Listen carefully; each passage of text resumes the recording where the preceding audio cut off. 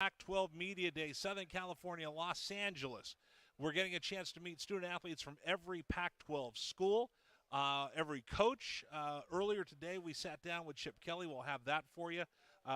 Stephen Blaylock also came by from the UCLA Bruins. But now, here's the guy that I've wanted to meet all day long, and that's John Gaines II. And the second is very important as we talk to this young man, UCLA Bruin offensive lineman. John, thank you so much for joining us. Thank you for having me.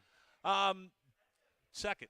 That means you're second generation John Gaines, right? Yes, sir. You probably have you been asked a lot about your father today? I have. I'm happy I have. I've been able to use this platform to talk about it. It's a pretty cool thing. Tell us a story about your dad, and this is one of the reasons I was really excited that we're going to get a chance to talk today.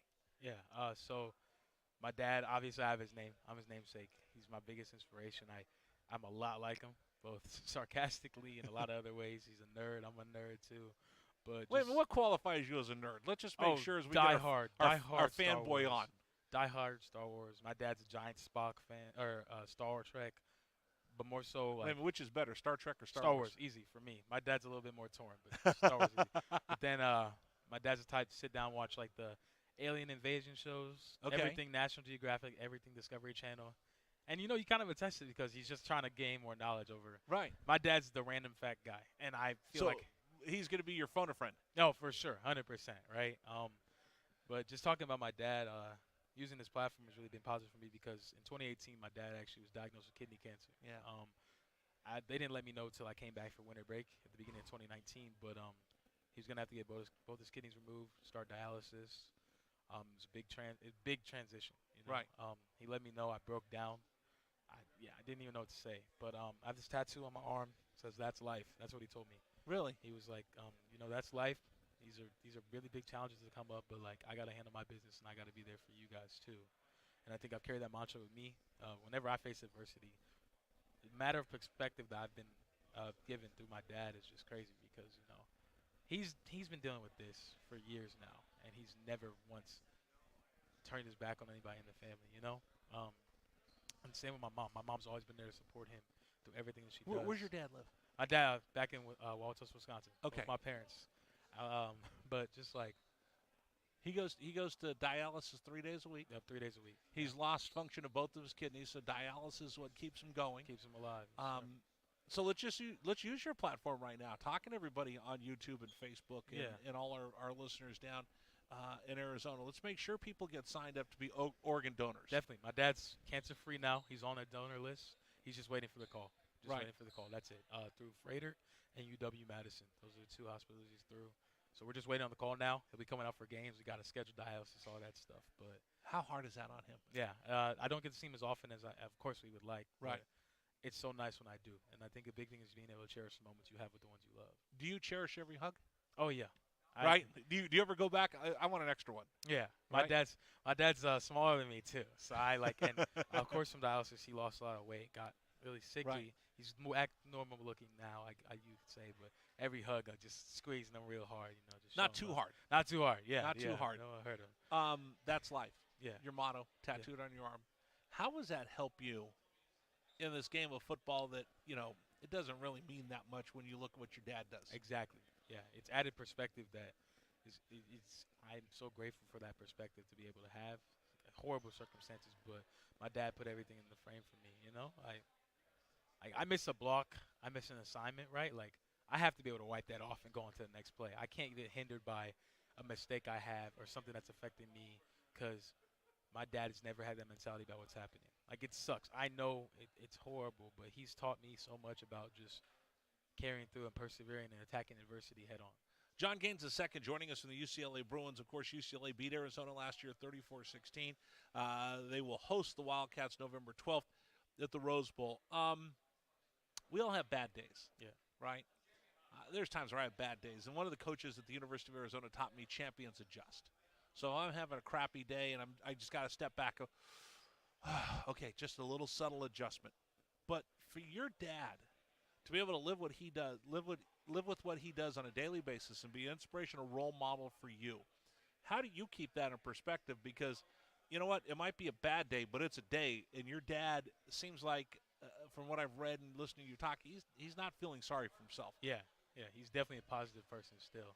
Everybody has bad days, of Right. course, but it's how you approach that and how you change and adjust how you're feeling about what things are. Champions adjust. Yeah, you can only control your effort and your attitude and everything you do, and things might not always go your way, but how are you going to respond?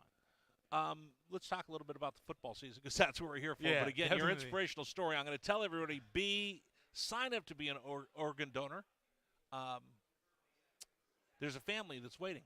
Yeah, That if something good can come of something tragic, sometimes it's paying it forward in the ultimate way, right? definitely.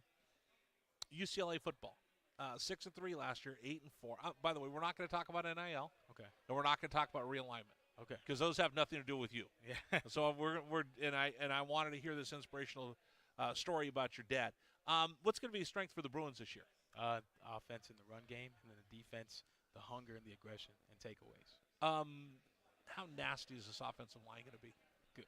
Give me nasty. I'm gonna run the ball down. I don't want people's throats. Hey, listen, we got to see you in November. I mean, I'm just trying to get a little scouting report. We're looking forward to running the ball down people's throats, and that comes from attacking every single day, starting now, or starting even back when the offseason first hit with the same mentality.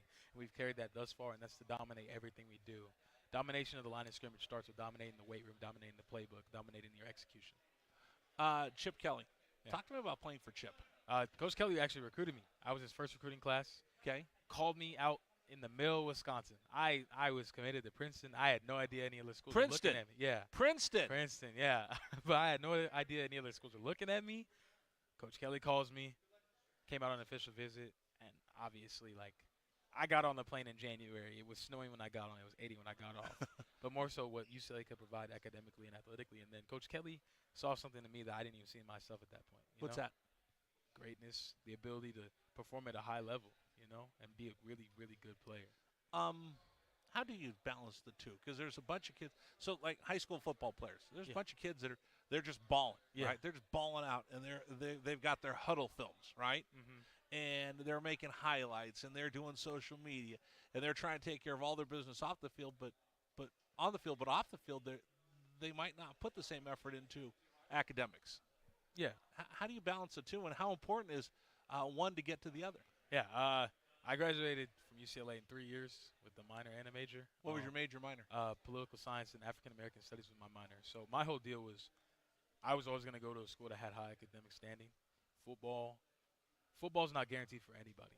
And I think that's having that realistic worldview is really important as you enter those years, those formative years, because recruiting's all cool and fine, but at the end of the day, your football is going to end no matter how good you are. It's what you do to prepare yourself for a life afterwards. And the big thing for me is UCLA gave me the opportunity to walk away from the game, whenever that is, with a UCLA degree, something that a lot of people can't say that they have, and it adds a competitive advantage and just the life lessons that football will teach you and handling your business, being a professional about things, getting things done when you say you're going to get them done. Accountability is a major factor in the work life in the real world as well. And the values that this game has taught me and that my parents have instilled in me from birth will lead to me in success in whatever field I know I'm going to take on. DTR. Yeah. I was hoping he was going to go pro. There's a bunch of people the Pac-12 were. He comes back. It was a little bit of a surprise because I thought for sure, all of us in the media thought for sure DTR was going on to the next level, but he's back for another year in Westwood. Talk to me about playing in front of DTR. I love him. We came in together. I've watched him grow and mature so much over the years. I've been telling people all day, I just think that he's the face of the UCLA football team and how we've persevered through adversity. We didn't start out the best. Right. We were young, inexperienced. Probably really shouldn't even have been out there. Right. But through it all, we've grown and learned. And I think that's all you can ever ask of the players as they progress.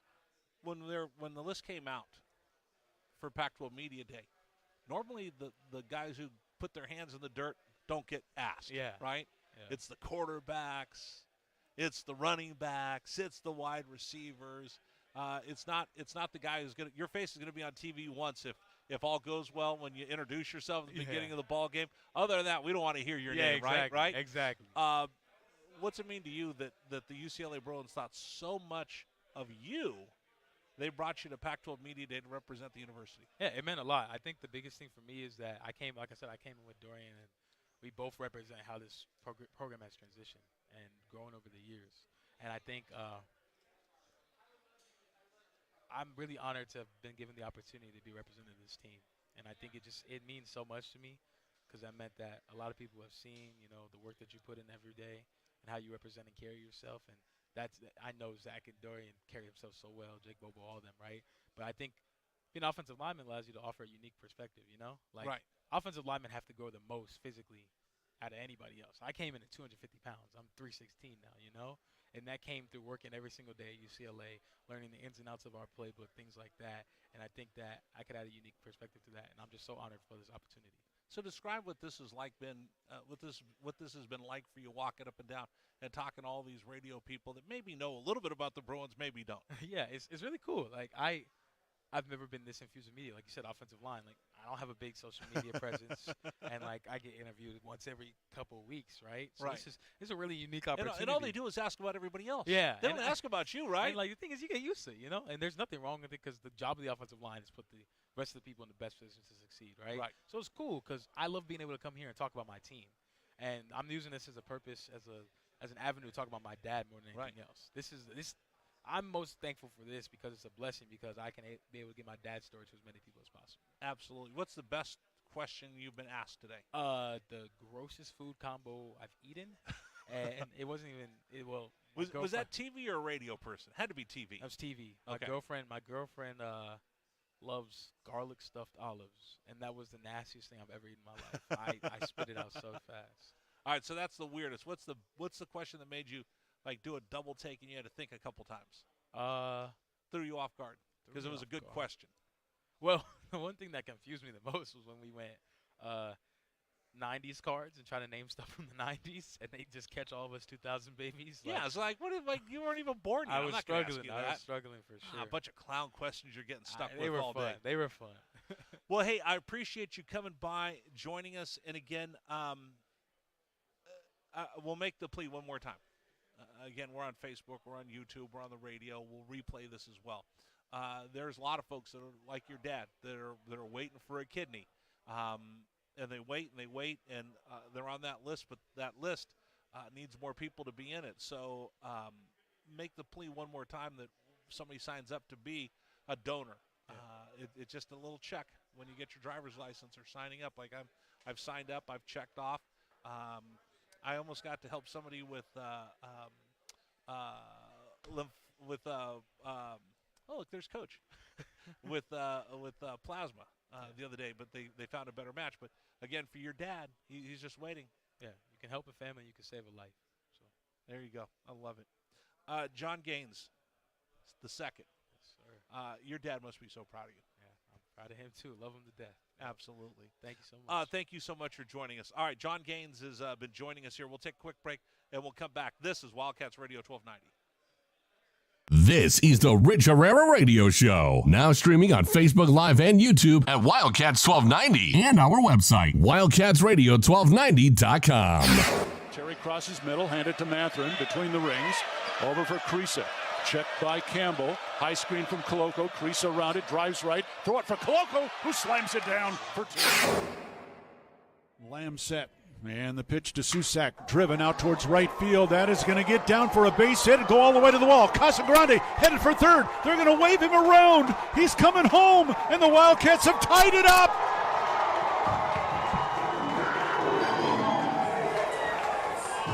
Susak with an RBI double to right center. And we're still playing ball. Tied at 16 in the bottom of the 10th. Shot blocked by Koloko, who grabs it out of the air. Ahead to Dalen Terry, Arizona with the ball, minute 30 to go, and a 6-point lead. Juzang working right, drives to the bucket, put up, blocked by Koloko, grabbed by Larson. Arizona ball, 38 seconds left. For Bernard, goes right, blocked by Ballo, grabbed by Matherin. Arizona ball, 22 seconds left. Campbell down for the Bruins, throw it out to Riley. He'll shoot the three, blocked again by Koloko. Ballo grabs it, it's over. Championship to Tucson. Hey, sports fans, it's Rich Herrera. Thank you so much for tuning into our stream. We'll be back in just a bit. Until then, how about some Arizona Wildcat highlights? Fourth down and less than a yard. Trojans will go for it in a tie game. Slovis out of the shotgun. Step to his left. Step to hand off. Into the backfield and drop. No gain, loss on the play. Cats take over. That's a huge play by Arizona. Explosive play in the backfield that time. Shot blocked by Koloko, who grabs it out of the air. Ahead to Dalen Terry. Arizona with the ball, minute 30 to go, and a 6-point lead. Juzang working right, drives to the bucket, put up, blocked by Koloko, grabbed by Larson. Arizona ball, 38 seconds left. For Bernard, goes right, blocked by Ballo, grabbed by Matherin. Arizona ball, 22 seconds left. Campbell down for the Bruins, throw it out to Riley. He'll shoot the three, blocked again by Koloko. Ballo grabs it, it's over. Championship to Tucson. Dalen Terry quickly the other way, out to Tabellas, down the lane to throw it down with the left hand. Look out, the locomotive slams it home. Hey, sports fans, it's Rich Herrera. Show will be back in just a little bit. Thanks for tuning into our stream. Until then, how about some great moments for the University of Arizona Wildcats? 4th down and 2, Arizona. Down 14-0. Wildcats on 4th down this year are 12 of 20. Offset backfield. Plummer to throw the ball, looking, throwing towards the back of the end zone, and it's hot! Touchdown, Arizona! Oh, did they need that? My goodness, Booby Curry had to leap in the air to take the ball over the top of the defender, and the Cats are on the board. ASU with the ball, down by 11, so they have to go. Steal by Koloko. He's going to drive the other way and slam it home, and foul by Lawrence. Why Lawrence contested the big man, Christian Koloko, with defensive steal and flush. Lawrence picks up his 3rd foul. Big guys love to play point guard. Koloko looked like one driving down. That was from mid-court. 3-point lead again for TCU. Down to 30 seconds left. Matherin with the ball for the Wildcats. Matherin around a Koloko screen, picked up by Lampkin. Go outside for Koloko. Feed it to Terry, right corner. Terry can't go baseline. Circles back out top to Matherin. 10 to shoot. 16 left in the ballgame. Matherin, 3 balls straight away. Good! That's We're a tied. huge shot for Ben Matherin in Arizona. Timeout TCU. This ball game is knotted up. 12.6 seconds to go. Ben Matherin drains a deep 3 from straight away. He's got 24 points, and we're all even. Hey, sports fans, this is Rich Herrera. Thanks so much for tuning into our stream. Back in just a bit.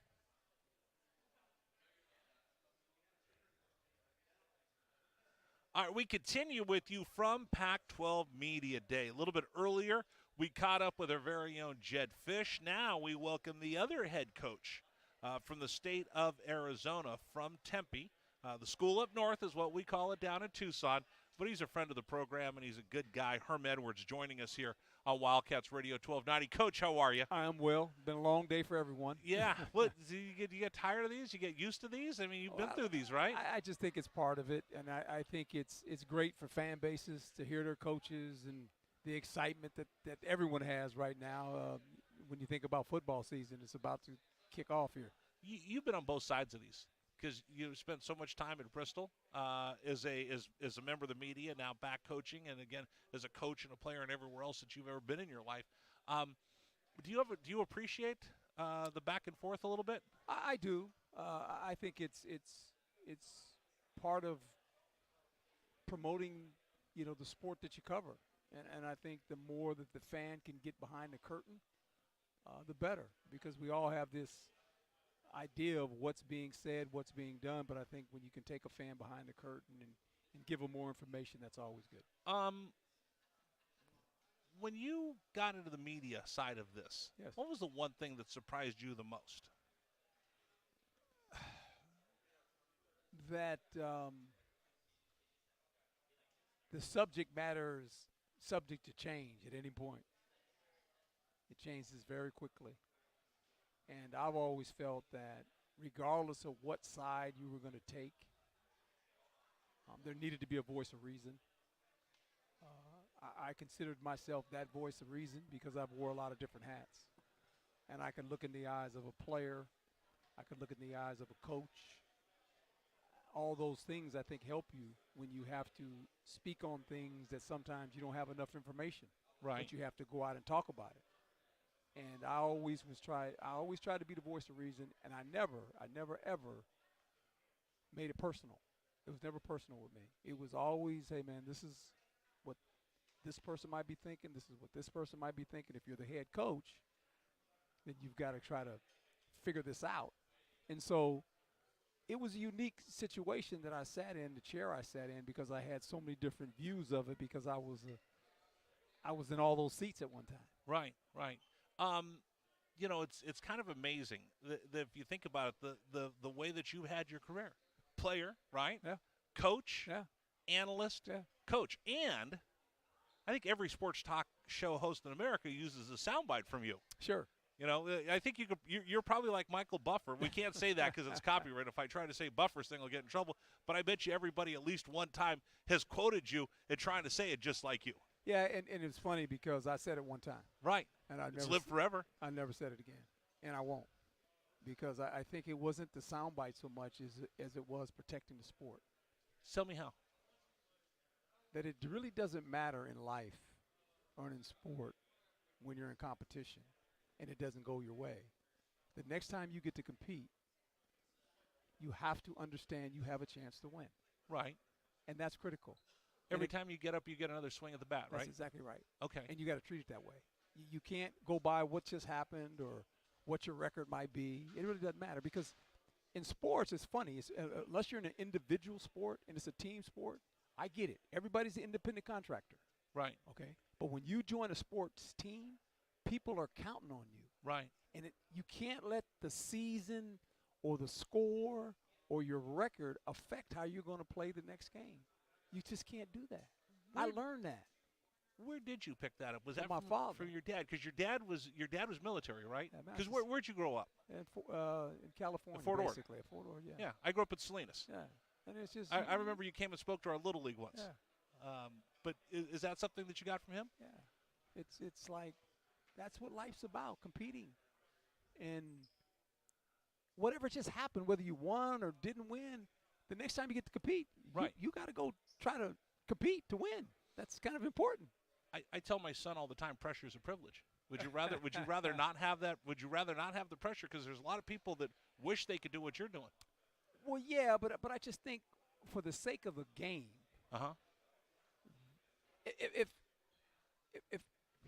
if I wasn't involved in the game and I was watching a game, I would anticipate that the team I'm rooting for, that they were out there trying to win.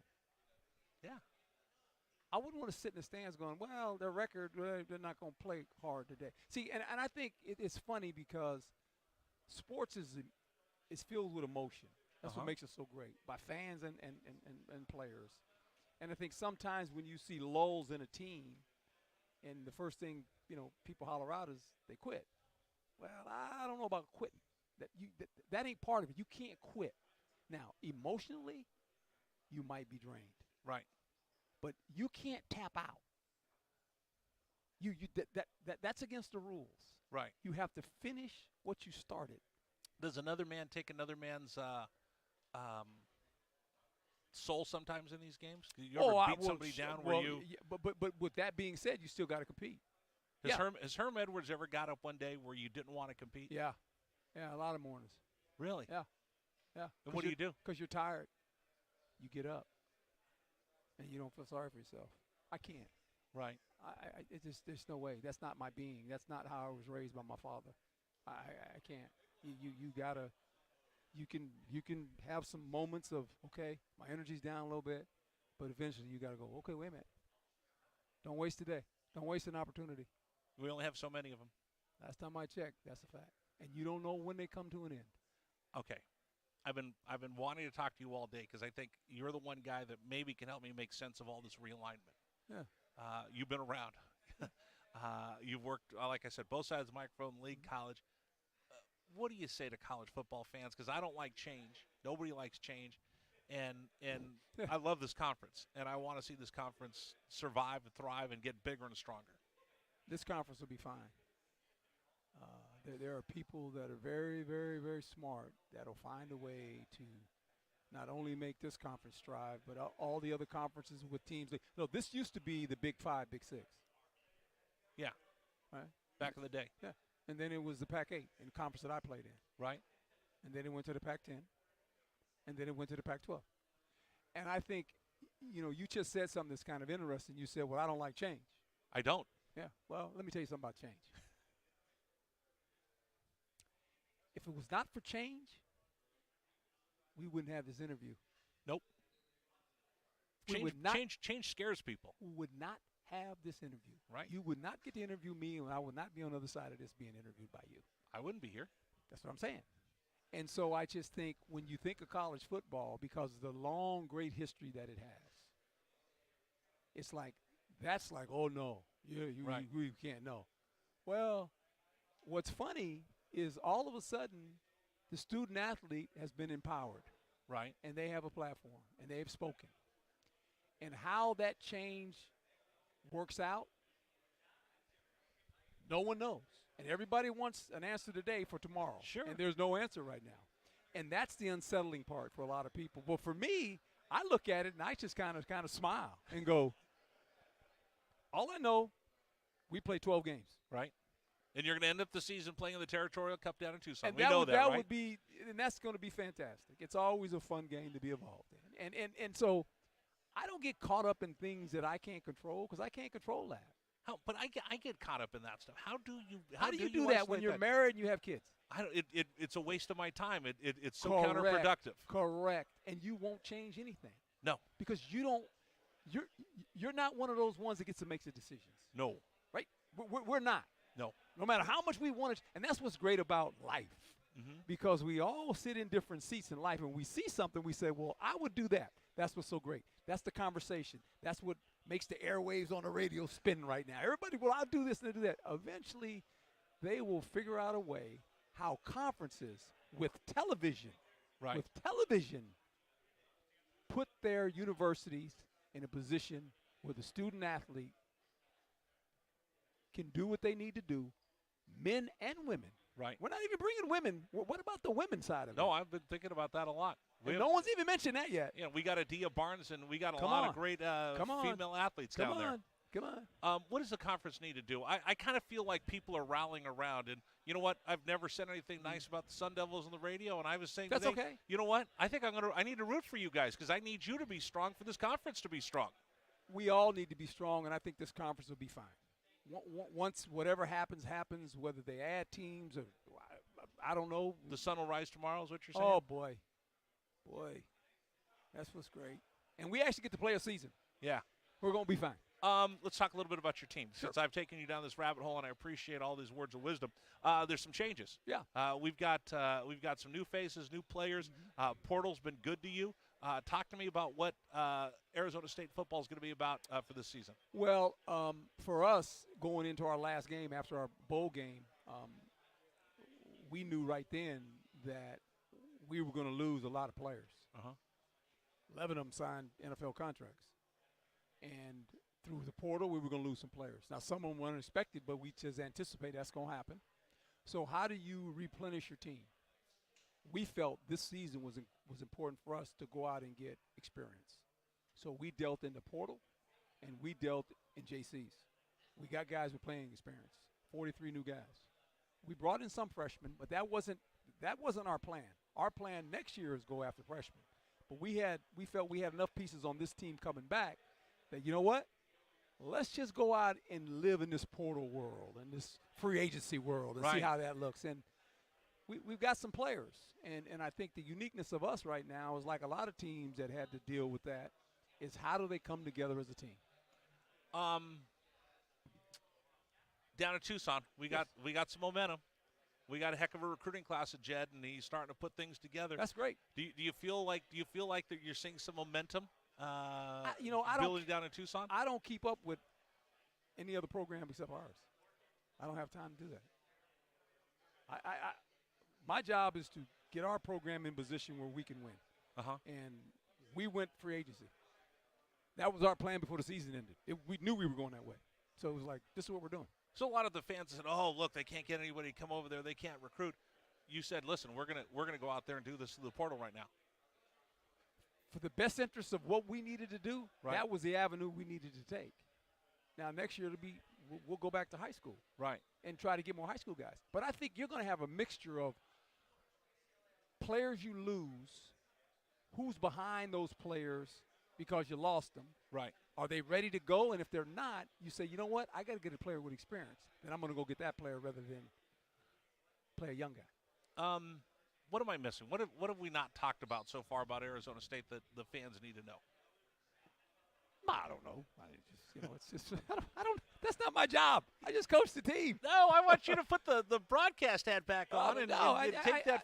I just think what people don't realize is this: no one knows what's going inside any building except for the players and the coaches.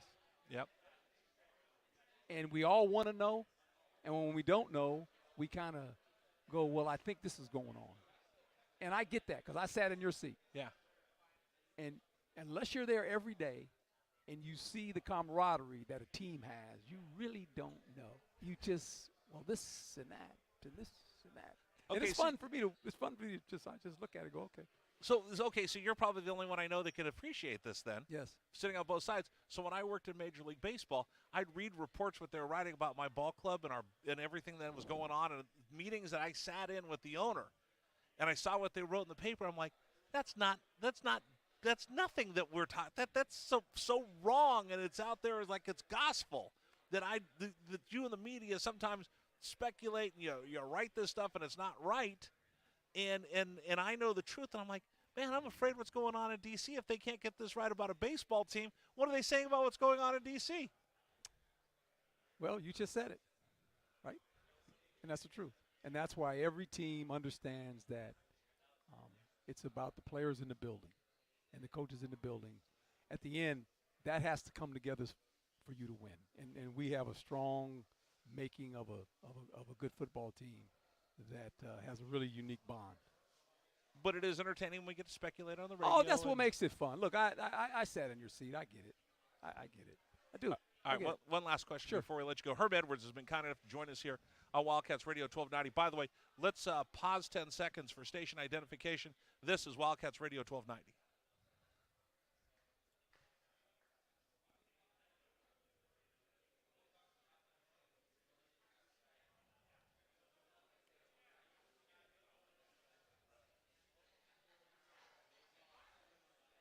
See, we ran the ID for you talking about Tommy Lloyd and basketball. Out of respect, since we're sitting here with the Arizona State football coach, talk to me about the Territorial Cup real quick. Listen, down in Tucson, we still see that billboard every time we drive up to Tempe. We still see that billboard sitting out there on the freeway. We've been thinking about it. Why is this rivalry so good? Historically, it dates back further than all of us, right? And I just think it's something that either side of it understands that stories are told, and some true, some not so true. But it's just great. Both fan bases have passion for this game, and players understand it once they arrive on the campus, right? It's kind of one of those deals, and no different when I arrived, right? It's like, hey, coach, this is the game. I said, okay, and you realize the impact it makes for some folks. Do you talk about it year-round? Is it something that you talk about, Territorial Cup, kind of like the Axe? With Cal Stanford, they talk about it. I don't mention it a lot. I don't have to. They know? Players do it. I don't have to say it. I love it.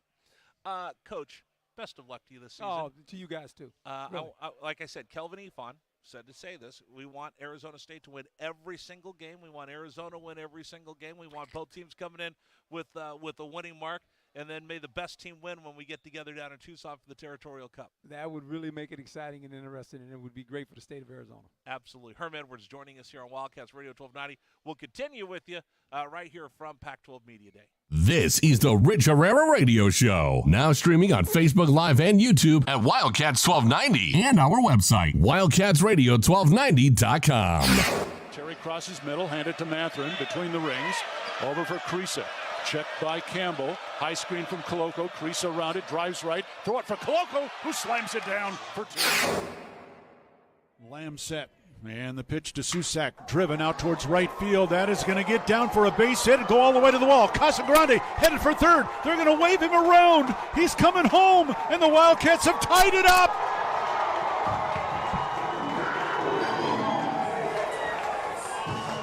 Susak with an RBI double to right center. And we're still playing ball. Tied at 16 in the bottom of the 10th. Shot blocked by Koloko, who grabs it out of the air. Ahead to Dalen Terry, Arizona with the ball, minute 30 to go, and a 6-point lead. Juzang working right, drives to the bucket, put up, blocked by Koloko, grabbed by Larson. Arizona ball, 38 seconds left. For Bernard, goes right, blocked by Ballo, grabbed by Matherin. Arizona ball, 22 seconds left. Campbell down for the Bruins, throw it out to Riley. He'll shoot the three, blocked again by Koloko. Ballo grabs it, it's over. Championship to Tucson. Hey, sports fans, it's Rich Herrera. Thank you so much for tuning into our stream. We'll be back in just a bit. Until then, how about some Arizona Wildcat highlights? Fourth down and less than a yard. Trojans will go for it in a tie game. Slovis out of the shotgun. Step to his left. Step to handoff. It is good. Backfield and drop. No gain, loss on the play. Cats take over. That's a huge play by Arizona. Explosive play in the backfield that time. Shot blocked by Koloko, who grabs it out of the air. Ahead to Dalen Terry, Arizona with the ball, minute 30 to go, and a 6-point lead. Juzang working right, drives to the bucket, put up, blocked by Koloko, grabbed by Larson. Arizona ball, 38 seconds left. For Bernard, goes right, blocked by Ballo, grabbed by Matherin. Arizona ball, 22 seconds left. Campbell down for the Bruins, throw it out to Riley. He'll shoot the three, blocked again by Koloko. Ballo grabs it, it's over. Championship to Tucson.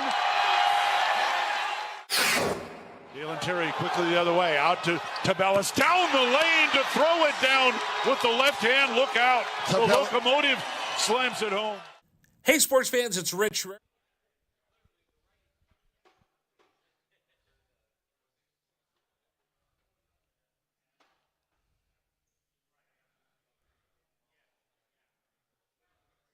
We continue with you from Pac-12 Media Day. Let's take a look at Washington State. Wazoo, 6-3 in the Pac-12 last year, 7-6 overall. Joining us right now, Coach Jake Dickert, their head coach, our guest here on Wildcats Radio 1290. Coach, I've been waiting for you all day. Well, that's a good thing. I've been waiting for you all day. I got a chance to talk with Ron Stone Jr. a little bit earlier. Impressive. All Pac-12 first team, preseason, impressive. And then I talk about him all the time because he's my son's best friend. Dean Janikowski also made that list. It's nice to have a couple Cougs making that preseason list, isn't it? Always. I mean, it just shows the recognition for a lot of hard work that those two have put in, and they've obviously been very productive players in our league. And Dean's a fun story because he wasn't even the starting kicker going into the season. Yeah. And then when his number was called, he just had one heck of a year. So just excited for him and his journey. Walk through that year for us because there's – I don't know. Listen, every coach has had to get through COVID. Yeah. But no program has kind of gone through what you've gone through, and watching your kids rally has been pretty amazing. Talk to me about what that season was like for you. Well, I just think it all starts with the players. You know, we had a group of players that wanted to write their own story. They didn't want to let the headlines define who they were, right? So we went through that, and I just think we pick and chose our spots to really implement and motivate them. And heck, we had a lot to play for. You know, if we would have won out, we would have won the North, and it was just fun to be able to lead that group of people. And those young men made a choice through adversity to get even closer together. And hopefully winning that Apple Cup is a memory that they'll never forget. And then, you know, the world just changes. Everything is so different. You know, for Washington State, you beat the Cats last year 44-18. You come down to Tucson November 19th, so we're looking forward to that. Portal. You get a new quarterback coming in through the portal that we're going to meet in just a little bit, and the early reviews of him have been just crazy. Portal worked for Arizona because Jaden DeLora came down to Tucson, and Arizona needed a quarterback as well. I was really impressed with him, especially in that Apple Cup last year. Yeah. And the moment I take away from it is when he planted that flag, and all those Coug fans were going crazy. Listen, there's something special about the Coug family and those Coug fans, and to be able to celebrate like that, winning an Apple Cup, was something special for all the fans up there. Yeah, I think it was a big moment. I mean, to not have that game in 2020, Yeah. you know, I think you really felt the magnitude of it. And you know, rivalries, and Arizona State has one, and you know, it really divides our state. You know, you're one side or the other, and to go up there and to win that football game and bring the Apple Cup back is special for our whole program, our faculty, our alumni, and I know all of Eastern Washington, their food tasted better that night.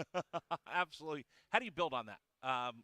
Ralph Waldo Emerson had that line, mine once expanded won't go back. So your guys know how to win. You know how to be in the hunt for the Pac-12 championship. How do you build on that for this year? I just think we proved that we can go into hostile, tough environments that you'll have all over the Pac-12, and if everyone does their job and we execute to the level that we're capable of, we can win big-time road games. And you can never replicate experience. So the young guys, they got to experience those moments in those venues. They got to create a culture of this is who we are and this is how we get it done, and we win games as a team. And I think that's the biggest thing that this group knows and understands. It's not offense versus defense. This is Cougs winning football games. Talk to us about your quarterback. Like I said, we were talking with Ron Stone Jr., and he was just raving about him and everything I've read about his leadership. Talk to me about what he brings to the table. Well, I think that's the biggest point. You referenced it. You come into a hard situation, but you got to earn the team's trust. And he did that through repetitive action and hard work. And, I see what he does behind the scenes as well. He's football through and through. He loves this offense. He knows this offense. He's very comfortable in what we're going to ask him to do. And he's a gunslinger now. Right. Like I grew up in Wisconsin, and he reminds me of Brett Favre. He just has that it factor to him that's fun. And, I told him, I said, I have your back. You're the greatest decision maker in the program. Go be you. Go have fun, and you can be the player that you can be doing it that way. And I'm still excited that he can still grow, right? There's still room for development. Running back-wise, finally some Cougs that have been punishing the Pac-12 for a while have left. Talk to me about how the running back room looks. Well, I think it's one of our kind of least experienced position, but Nakia Watson, who was a transfer from Wisconsin, who kind of sat behind Deion and Max, and, we're going to find ways to get those guys the ball in different ways. So you won't just see them continually in the backfield. They'll be split out. They'll be motioning back and forth, and we got to use that group and being versatile. And, heck, you might see Lincoln Victor, one of our wide receivers, back there, right? So we're going to try to be really multiple in our personnel and how we use our guys to get them the ball in the most space. I know everybody's probably asked you about this, but I wanted to get your thoughts and what you've told your fans with all this realignment talk and everything going on. What do you make of all this? First, you got to control what you can control, right? And then people ask, hey, do your players ask you? No, because we've programmed to understand, let's attack what's in front of us. So that's first and foremost. But I tell people all the time, change is inevitable, right? So don't lock your knees. Be solution-oriented. And that's what I think our leadership is, not only at Washington State, but in the Pac-12. So it just will look different, right? And I'm excited about the future of the Pac-12. It means new locations, new places to play, new rivalries. I just believe that this is a storied conference with 10 flagship institutions that are great academic and athletic places, and there's always going to be a Pac-12, and I trusted leadership to kind of deliver on a new and exciting future. Do you feel like the conference, if anything, it'll bring us closer together, rallying around each other? Well, I think, just like what happened to us last year, adversity, you got to make a decision. Are you going to stray or are you going to bond together? Right. And what I love is I didn't see panic. You see rumors, but you didn't see panic, and our guys and our leadership, they went through it, and I love hearing, hey, everyone's together. Let's find where we're going to go next. But where we go next is going to be together, and I think that's a positive message to spread. And there's a lot of history in the Pac-12 conference. How much do you coaches talk amongst the head coaches? Do you guys really know each other that well other than coming to this once a year? Well, when you have your spring meetings, I think spring meetings is a good time where I got a chance to kind of learn and talk to a bunch of these guys and really kind of get to know who they are a little bit. But, yeah, some of it's small talk. Some of it's asking about their golf game. Some of it's seeing how summer break went, but it's just a lot. But there's a good group of coaches here, and we're all competitive. We all have our goals and aspirations, but I think at the end of the day we respect what each coach has to go through and how we do it. Again, we will see you in Tucson on November 19th. This schedule, a really interesting schedule for you because Idaho, and up there they're going to come at you like nobody else's business, and then you go and watch the kids jump around at Camp Randall Stadium, Wisconsin. How big of a game is that for you? Well, it's where I'm from. I'm a Wisconsin kid, so to go back is it's really an honor for me, but it's not going to be about me versus Wisconsin. It's Washington State versus Wisconsin. So to go into a big-time environment like that, that's what all of our players come for, right? So to go down there and be prepared and see the traditions of Wisconsin football will be great, and just excited for that challenge. Well, and you get some cheese curds, right? Oh, you get plenty of cheese curds. Cheese curds. There's a lot of other things that come with Wisconsin, but we'll stick to cheese. Well, it's one of those things. When I went to Wisconsin for the first time, I did a Packer game, and we had a hot apple pie, and they put sharp cheddar cheese and ice cream on it. I was like, what in the world is that? It was the most delicious thing I've ever had. Yeah, you were this close to heaven if you were at Lambeau Field, so you got to experience that. It's a good thing. Absolutely. Hey, best of luck to you. Like I said, we got a chance to talk with your players. Really impressive young men. Showed a lot of character last year, and can't wait to see what you're going to build upon for this season. I appreciate all of that, and it means a lot, and go Cougs. There you go. Thank you very much. Take care of my boy, Dean Janikowski, right? Always. Absolutely. Thank you so much. Coach Dicker's been joining us from Washington State here at Pac-12 Media Day. Thank you so much, Coach. We have a couple more live interviews we'll get for you here in just a second. We're supposed to catch up with this quarterback, Cameron Ward, joining us here in just a second at Dragon Ball. If you can let me know if we just want to stay right here, if it's okay, we can, and then we could jump in and talk some more. So we're going to stay right here. We'll just let everybody know. Come on, jump on in right here as we're talking through everything on Pac-12 Media Day, and I need to find all of my notes. Hold on just a second. I got people coming and going and everything, and I actually did prepare and make notes for everything that we have going on today. Hold on just a second. As we walk through all of our notes from all of our teams and everything else. There you go. Here's my Sun Devil stuff. All right. Joining me right now, and I think I can hear you right here, Ladarius Henderson joining us here on Wildcats Radio 1290. Ladarius, thanks so much for waiting for me and joining us here on the program. No problem. Looking forward to this interview. So did you talk to Kyle? I haven't. Okay, because Kyle walked over here and he just gave me a death stare as he walked out. Because again, it's Arizona State. I made him smile 3 times though. Oh yeah, I mean, you're not the bad guy here. I got a chance to spend some time with Herm Edwards. Talk to me about what it's like to play with Herm Edwards. That you can walk in there anytime, any place, I would imagine, and he's going to give you a word of wisdom that makes you think. Yeah. I love playing for Coach Herm, to be quite honest with you. I mean, whenever you have a guy that's heavily involved with the history and television, people always think like there's some type of salesperson or something. Right. But he's actually so genuine and easy to talk to. Such a professional person.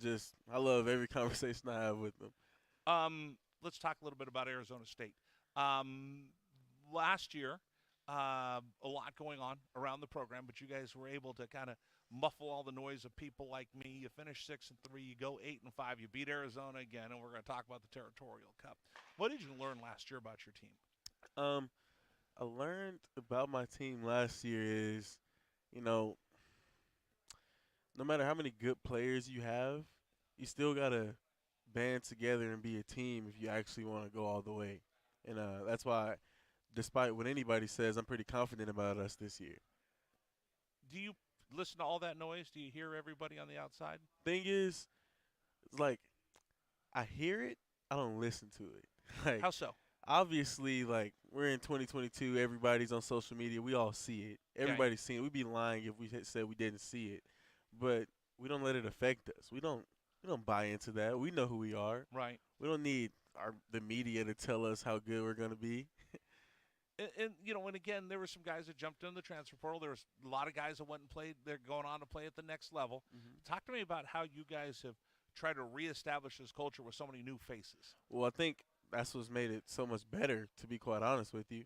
Like I say all day, like I've been saying all day, not every loss is a bad loss. And nobody really talks about the gains that we acquired from the transfer portal. Right. And since we did get so many people from the transfer portal, it was a time for the leadership to really establish the culture we want here. We talked about it in January.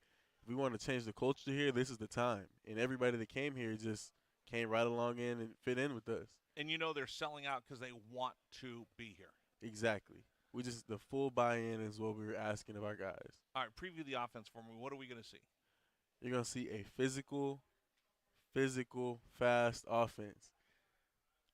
Nasty, punishing, want to blow people off the line. Most definitely, tone setters. Tone setters, good way to put it. Defensively, what do you think you're going to look like? Defensively, I think we got a band of people that are hungry. They've always been physical. We had a top defense last year. I think we're going to get a lot of that this year, especially with leaders like Kyle, Merlin Robinson, that strong linebacker core. I think that's exactly what we're going to get. They're a no-nonsense group. They expect a lot of each other, and they believe in each other. So I expect a lot out of them too. Ladarius Henderson joining us right now on Wildcats Radio 1290 as we talk about Arizona State getting ready for the preview. Of course, they won the Territorial Cup 38-15. We'll play the Territorial Cup the day after Thanksgiving, Friday in Tucson. This time you come down to Tucson on November 25th. You're a Texas guy, right? Yes. All right. So we always go back and forth. I'm from California. One of my other guys that we do the pre and post game show with, he's from Texas. So we're always going back and forth. Which is better, Cali football or Texas football? Texas football. All right, tell me why. Obviously, Texas football is better. I mean, you see there's a different – here's why. I'll give you the full reason why.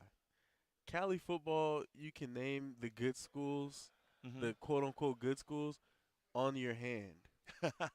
But they're the top 5 schools in the nation usually. And then they're like everybody else is not on that caliber. In Texas, I can't count the good schools on my hands and toes and eyes and ears and teeth. There's still more schools that are good. Okay, so help me understand a couple things.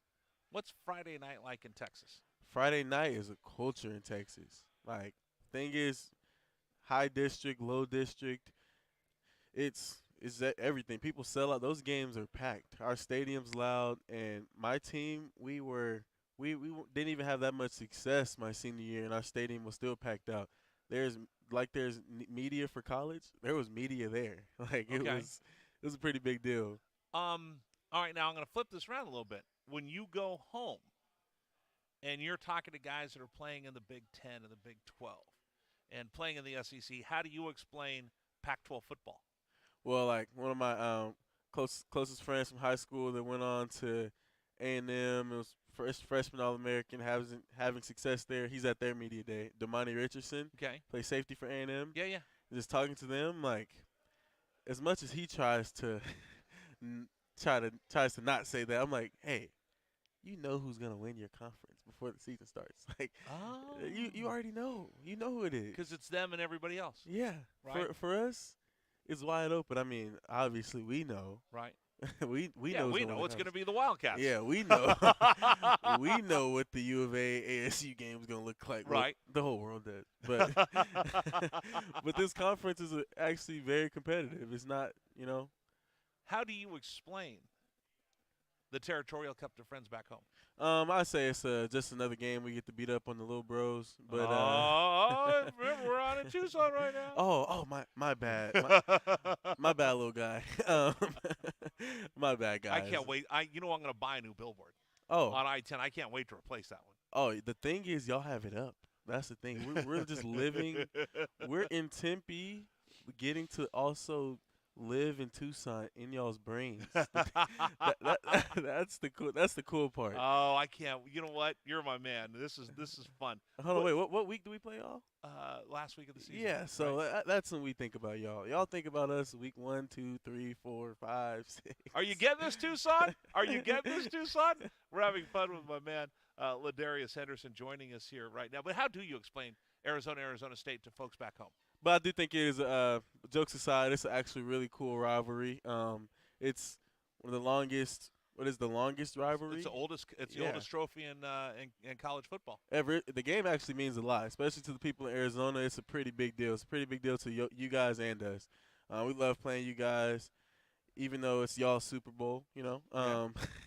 Until we take that cup back, right? Yeah. We got that big empty spot in the trophy case. We can't wait to bring that back where it belongs. It's just fun, on the field, talking trash, just keeping the cup. It's just the usual. Have you been able to hold it after a game? Put your hands on it? The thing is, I actually haven't. Okay, then I'm hoping that never happens anymore. The thing is, I've won it how many times now? 4 since I've been there. Yeah. And isn't it time for you to graduate? No. I just wanted to keep going. I appreciate all of this. What are you looking forward to the most this year? I'm looking forward to just being the temporary underdog. You know, I kind of want to. I feel like people are against us right now, which is fine. Do you like all the haters? It's kind of cool to have your back against the wall and come out swinging. I mean, right.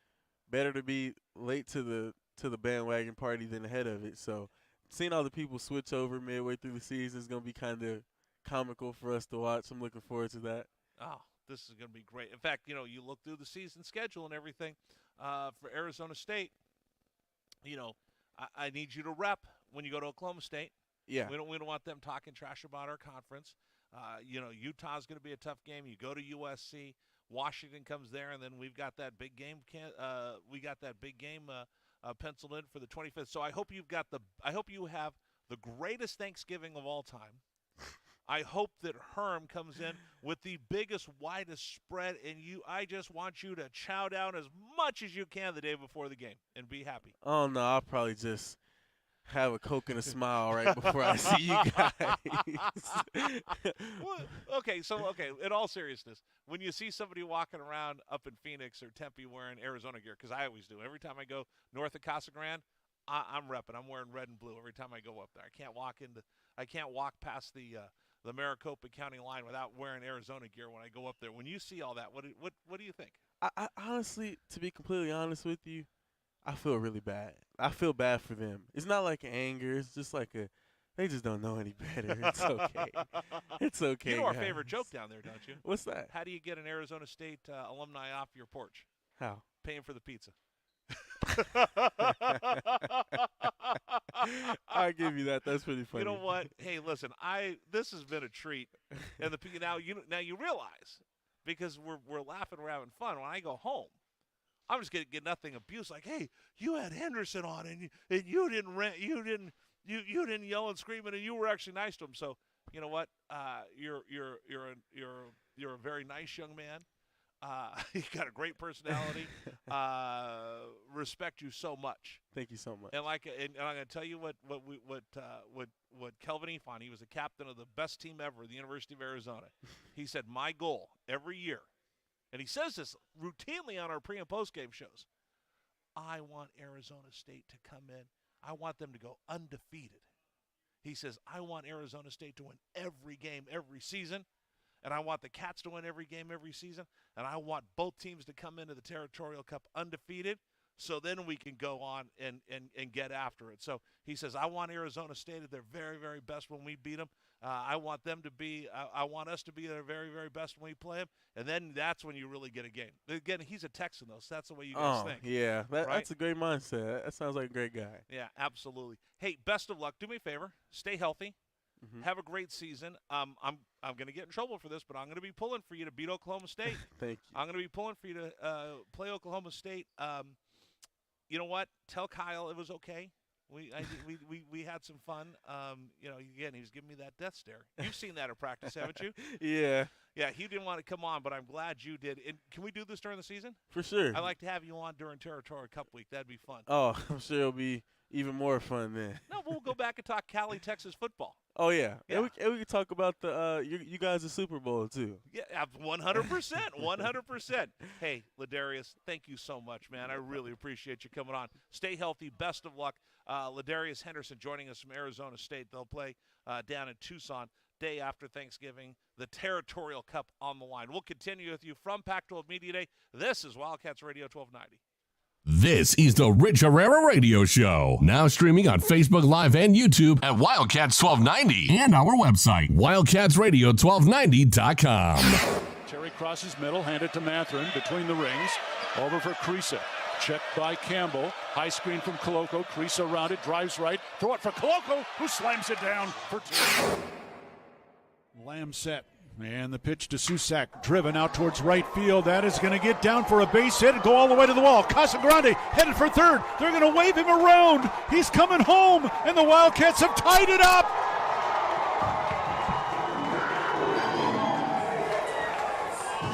Susak with an RBI double to right center. and we're still playing ball. Tied at 16 in the bottom of the 10th. Shot blocked by Koloko, who grabs it out of the air. Ahead to Dalen Terry, Arizona with the ball, minute 30 to go, and a 6-point lead. Juzang working right, drives to the bucket, put up, blocked by Koloko, grabbed by Larson. Arizona ball, 38 seconds left. For Bernard, goes right, blocked by Ballo, grabbed by Mathurin. Arizona ball, 22 seconds left. Campbell down for the Bruins, throw it out to Riley. He'll shoot the three, blocked again by Koloko. Ballo grabs it, it's over. Championship to Tucson. Hey, sports fans, it's Rich Herrera. Thank you so much for tuning into our stream. We'll be back in just a bit. Until then, how about some Arizona Wildcat highlights? Fourth down and less than a yard. Trojans will go for it in a tie game. Slovis out of the shotgun. Step to his left. Step the handoff. Into the backfield and drop. No gain. Loss on the play. Cats take over. That's a huge play by Arizona. Explosive play in the backfield that time. Shot blocked by Koloko, who grabs it out of the air. Ahead to Dalen Terry, Arizona with the ball, minute 30 to go, and a 6-point lead. Juzang working right, drives to the bucket, put up, blocked by Koloko, grabbed by Larson. Arizona ball, 38 seconds left. For Bernard, goes right, blocked by Ballo, grabbed by Mathurin. Arizona ball, 22 seconds left. Campbell down for the Bruins, throw it out to Riley. He'll shoot the three, blocked again by Koloko. Ballo grabs it, it's over. Championship to Tucson. Dalen Terry quickly the other way, out to Tabellas, down the lane to throw it down with the left hand. Look out. The locomotive slams it home. Hey, sports fans, it's Rich Herrera. Show will be back in just a little bit. Thanks for tuning into our stream. Until then, how about some great moments from the University of Arizona Wildcats? Fourth down and 2, Arizona. Down 14-0. Wildcats on fourth down this year are 12 of 20. Offset backfield. Plummer to throw the ball, looking, throwing towards the back of the end zone, and it's hot! Touchdown, Arizona! Oh, did they need that? My goodness, Booby Curry had to leap in the air to take the ball over the top of the defender, and the Cats are on the board. ASU with the ball, down by 11, 3 have to go. Steal by Koloko. He's going to drive the other way and slam it home, and foul by Lawrence. Why Lawrence contested the big man, Christian Koloko, with defensive steal and flush. Lawrence picks up his third foul. Big guys love to play point guard. Koloko looked like one driving down that was from mid-court. 3-point lead again for TCU. Down to 30 seconds left. Mathurin with the ball for the Wildcats. Mathurin around a Koloko screen, picked up by Lampkin. Go outside for Koloko. Feed it to Terry, right corner. Terry can't go baseline. Circles back out top to Mathurin. 10 to shoot. 16 left in the ballgame. Mathurin, 3 balls straight away. Good! That's We're a tied. huge shot for Ben Mathurin in Arizona. Timeout TCU. This ball game is knotted up. 12.6 seconds to go.